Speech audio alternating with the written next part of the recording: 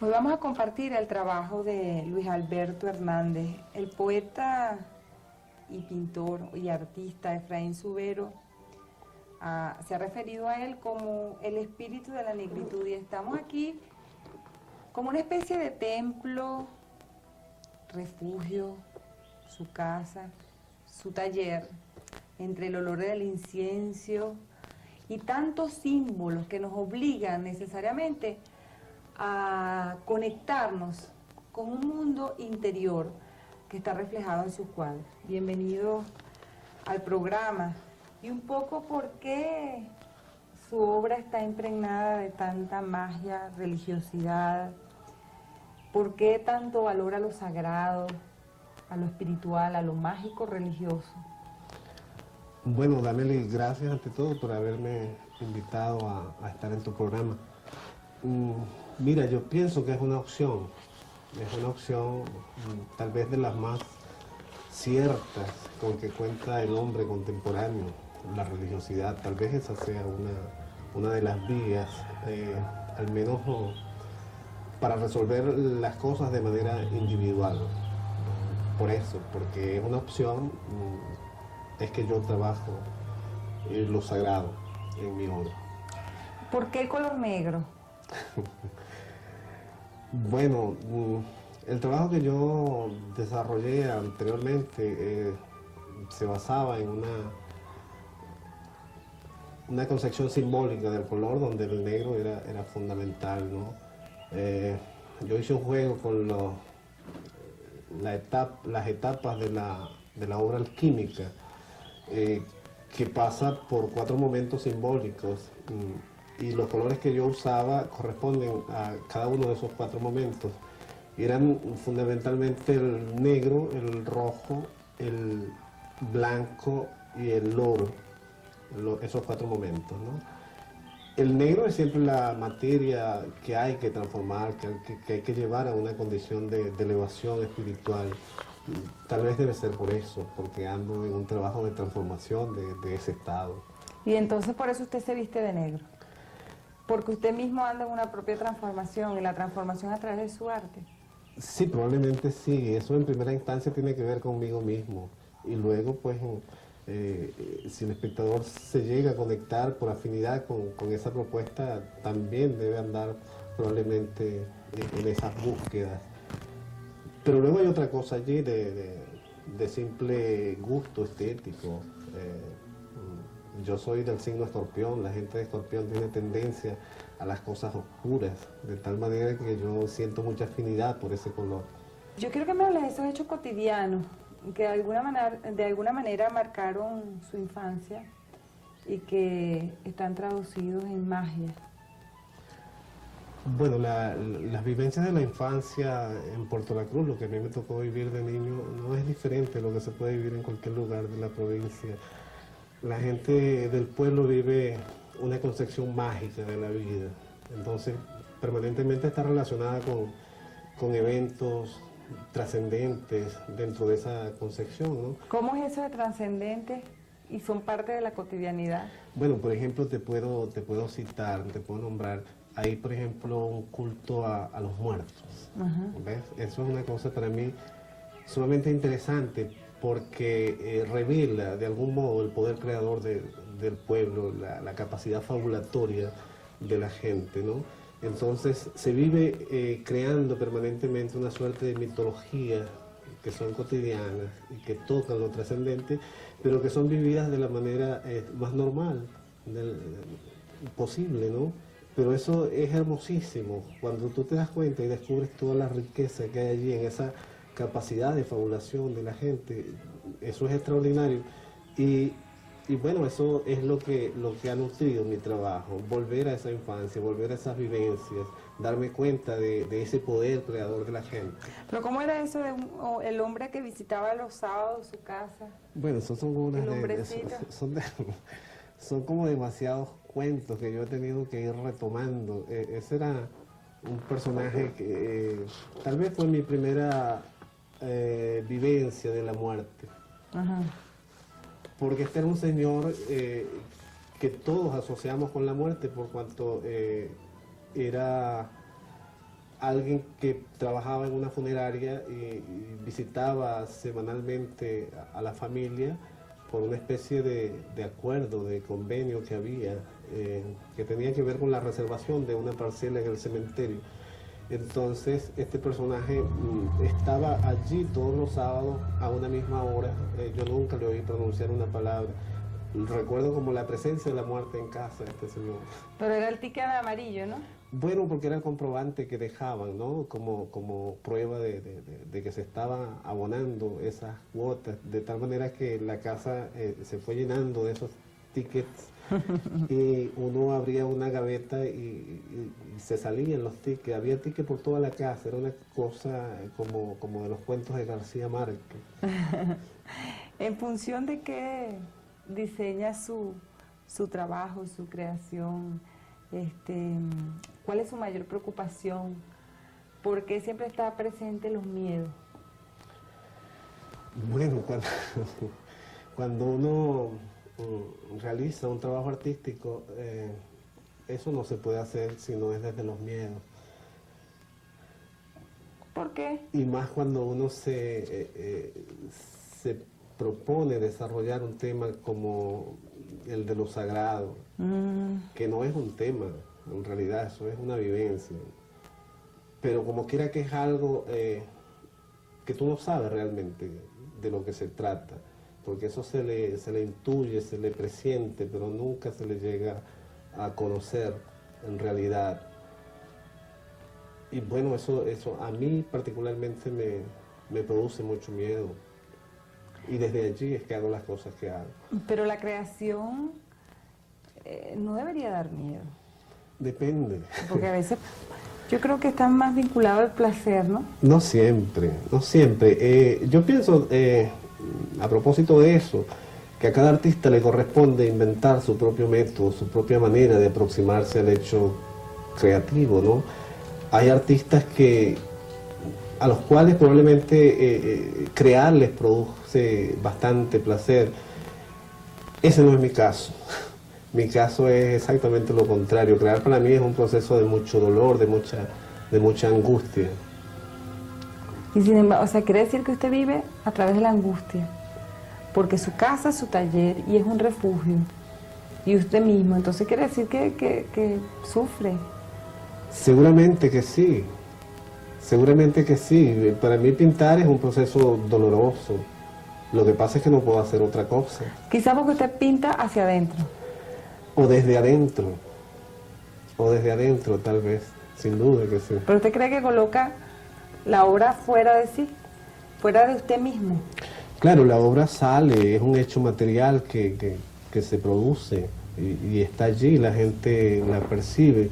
Pero eso surge de una interioridad conflictiva, tal vez, ¿no? El uso de los símbolos, cruces, puñales, letras, cifras, grafismos, huesos de animales y otros elementos de la magia y la santería, tiene que ver mucho con su mundo interior, tiene que ver con que la comodidad en el uso de estos elementos para expresar... Hay varias cosas allí. El hecho religioso es una experiencia sumamente compleja. El hombre se ha valido de infinidad de objetos simbólicos para aludir siempre a lo sagrado, que es lo que a mí me interesa trabajar en mi propuesta. Bueno, yo he recreado en muchísimos casos esos objetos en mi trabajo, a veces aludiéndolos simbólicamente, otras veces colocándolos directamente. Hay una intención, por una parte formal, de trabajo formal con la obra, y estética por el uso y el tratamiento que se le da a esos objetos, pero hay también la intención de simbolizar siempre, de aludir siempre a esa realidad que es lo sagrado.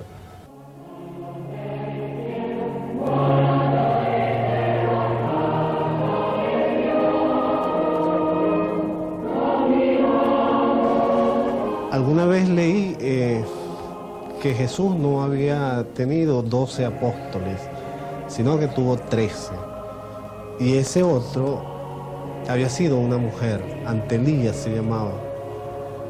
Esa mujer era pintora de frescos y tenía mucha afinidad con Judas.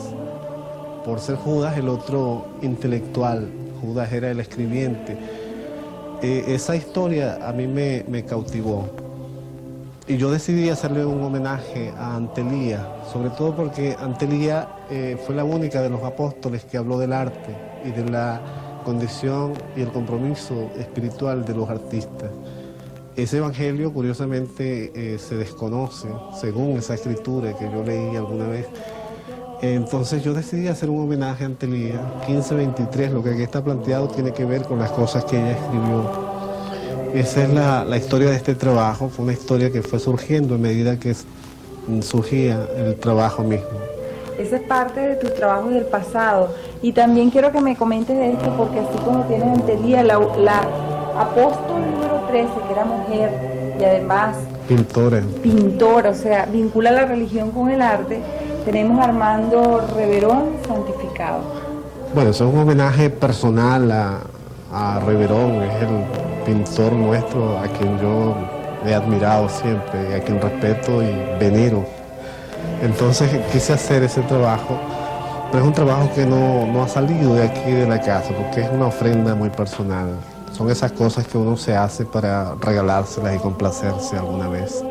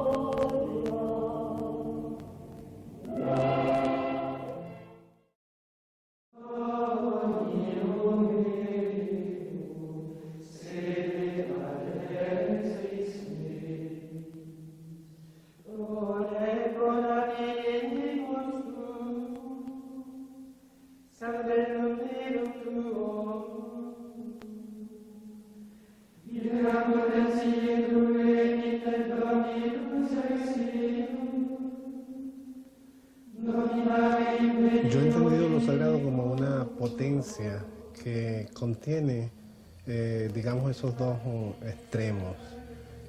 Lo sagrado no es ni bueno ni malo en sí. Es una potencia que puede suscitar a veces sentimientos o emociones vinculadas a la idea del bien, pero también contiene otro aspecto terrible, pavoroso.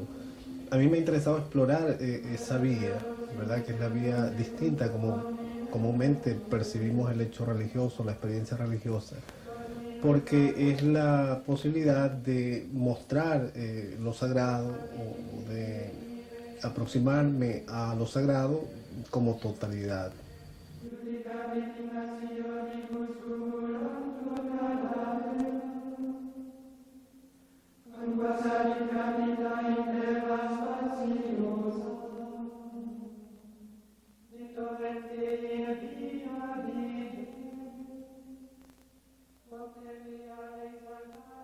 Entonces, ¿cuál es la diferencia entre la muerte y el morir? Eso es una vieja definición que anda por allí. Yo lo he usado en el sentido en que la muerte es inexorable. Por allí vamos a pasar todos, ¿no? La muerte, yo siempre he dicho, es como una bella dama que anda siempre cerca de uno, hasta que un día lo toca, lo besa y termina el asunto, ¿no? El morir es más bien tener la conciencia de que estuvimos en esta vida y no pudimos hacer lo que nos tocaba realizar en este tránsito. Esa es la diferencia que yo establezco. Es como vivir y sobrevivir. No sé si sea eso exactamente. Es en el momento crucial, en el momento último, tener la sensación de que uno no hizo lo que le correspondía hacer mientras estuvo acá. Entonces sobrevivió, no vivió. Es posible, ¿no? Según su definición. Pero esa es la diferencia fundamental que yo veo. La muerte, por ahí vamos a estar todos, somos todos. Yo te decía hace un rato una pregunta de si tenías algún ritual para comenzar a trabajar. Y yo sentí casi como un tono de regaño, que realmente la gente te juzgaba o te evaluaba por el objeto de tu trabajo o por tu trabajo artístico, ¿no? Entonces, y me ubicabas en el justo término cada uno de los elementos que utilizas en el trabajo. Y quiero que compartas con nosotros esa experiencia. Sí, bueno, discúlpeme el tono de regaño, no era... No, es que me encantó, y me encantó tanto la discusión no, el compartir, Sí. que quiero que lo hagas con los televidentes. Sí, bueno, más que un regaño era sin duda una aclaración, ¿no? Pasa que cuando uno trabaja estos temas, cuando uno desarrolla una personalidad un tanto misteriosa, la gente por esa capacidad creadora tiende a fabular, eso es... el hombre es un animal simbólico o un ser simbólico siempre, ¿no? Entonces, eso le da posibilidades de fabular y de mitologizar. Eso a mí me parece extraordinario. Pero pasa que a uno se le vuelve una exigencia un tanto implacable. La gente comienza en esas cosas que teje a ubicarlo a uno en un sector, en un tipo de religiosidad específica, o sencillamente lo pone a inventar actos de magia o de chamanismo. Hay mucho de eso con relación a mi trabajo y a mí mismo. Bueno, yo hasta ahora lo que he hecho es jugar con todo eso. Yo no he dicho que sí ni que no. Al fin y al cabo, ¿cómo puedo yo cortarle a la gente la posibilidad de seguir mitologizando? O sea, tú crees y no crees.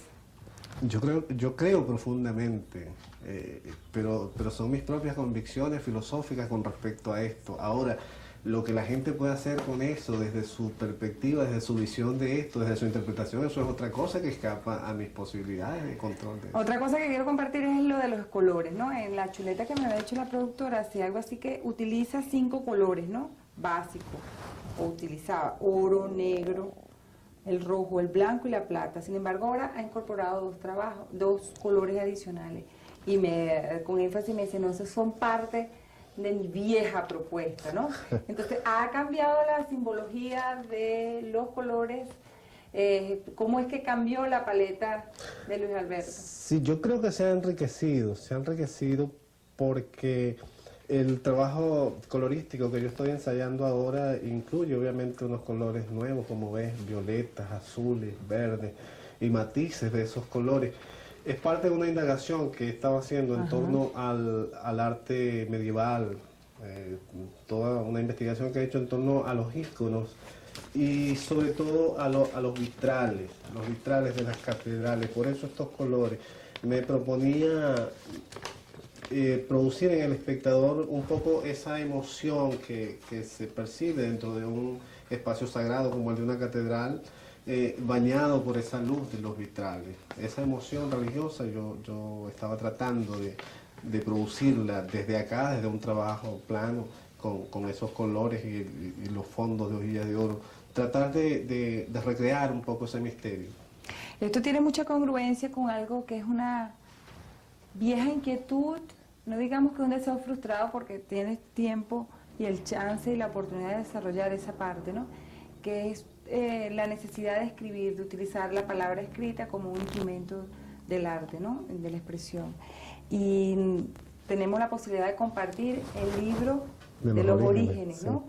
Sí. Y de ahí tomaba algunas frases que son tuyas de la introducción de ese libro maravilloso, que me dio a mí un contacto inmediatamente con la época de la Inquisición, de la era medieval, del libro del Hombre de la Rosa, de Humberto Eco. Toda esa sensación de que a través del pasado uno pueda contactarse con la nostalgia y con la intuición. Entonces quiero que me englobes todo. ¿Será la posibilidad de que vuelva a lo de la palabra impresa, hacer arte a través de la palabra?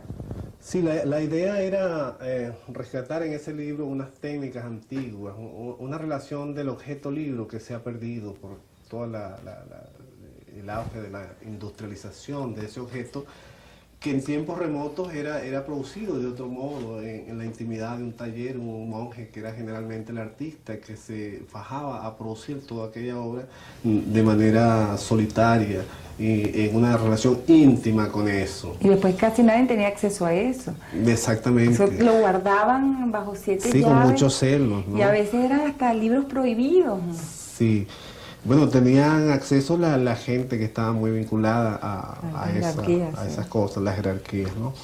Era un poco volver a ese pasado. Yo creo que mi trabajo toca de muchos modos el pasado. A mí no me interesa, en realidad, ir hacia adelante, como buscan las vanguardias. Yo permanentemente estoy en relación más bien con un tiempo primordial, con un tiempo remoto, que es lo que me interesa. Entonces, bueno, por eso toda esta relación con cosas medievales y con cosas de nuestro periodo colonial acá, que es nuestro propio medioevo también, ¿no? El libro de los orígenes. Palabras. Hubo un tiempo otro, remotísimo, hoy casi borrado por tanta fatiga y tanto olvido. Un tiempo en el cual el hombre conoció por primera vez la fuerza de un sentimiento de misterio que le anegaba el alma.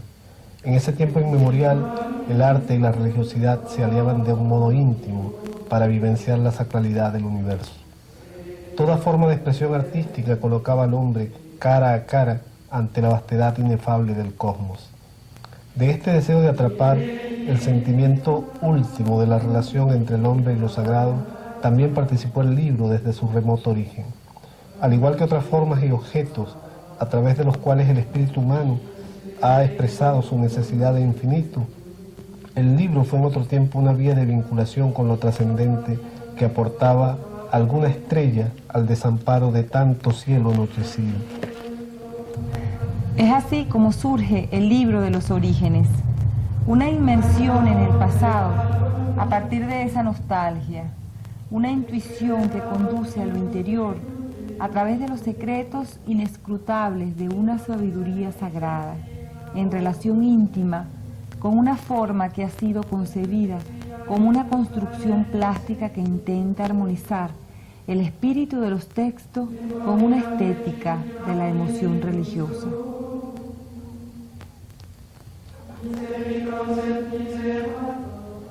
Y ya para finalizar me gustaría como veo que te preocupas mucho en cómo uno maneja la información o los textos que han escrito sobre tu trabajo, entonces me gustaría oírte cuál es tu planteamiento, hacia dónde vas y qué aspiras, cómo quieres que la gente entienda tu trabajo.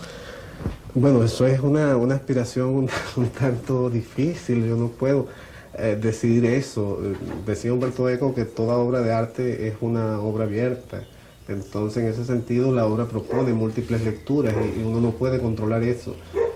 Nada, yo hago las cosas y una vez que eso sale de mí, se defenderán solas. Yo no puedo andar defendiendo el trabajo. Pero ni siquiera puedes hablar de la proposición. Sí, hay una proposición que es el trabajo que he hecho en torno a lo sagrado como temática. Lo que pasa es que en mi caso, arte y vida se tocan.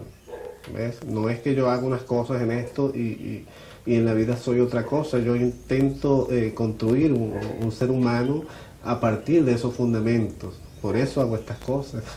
Entonces, bueno, yo pienso que lo que me corresponde hacer en el arte, lo que debo hacer en el arte va a estar siempre ligado a lo sagrado. Ahí va a cambiar la forma, las maneras de hacerlo, pero es de lo único que quiero hablar.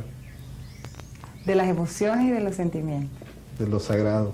Y esperemos que hayamos tocado, ¿verdad?, el alma de las personas que hayan compartido con nosotros este programa. Gracias por habernos acompañado. Gracias a ti. Y a ustedes por el respaldo de su sintonía y que tengan todos feliz día.